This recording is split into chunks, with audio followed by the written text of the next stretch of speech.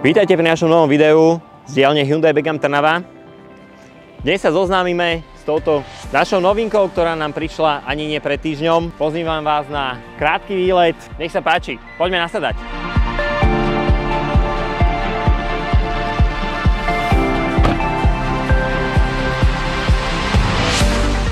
Ioniq 6 je novým prírastkom v našej produktovej palete elektrických vozidiel, takisto ako Ioniq 5 je postavený na novej platforme, ktorú vyvinul Hyundai. Tento rok tu máme tento Streamliner, ako to Hyundai nazval. Je to auto, ktoré je koncipované ako diaľkový elektromobil na dlhé cesty s dojazdom až 614 km. Je to štvorkolka, čiže 325 koní, baterka 77,4 kW, umiestnená pekne v sendviči medzi kolesami.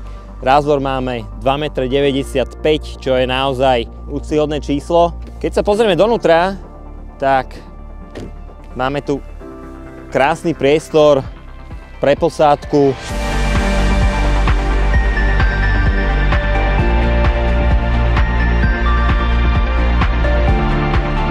To, čo vás asi najviac zaujíma pri elektromobiloch, je nabíjanie a hlavne teda rýchlosť nabíjania.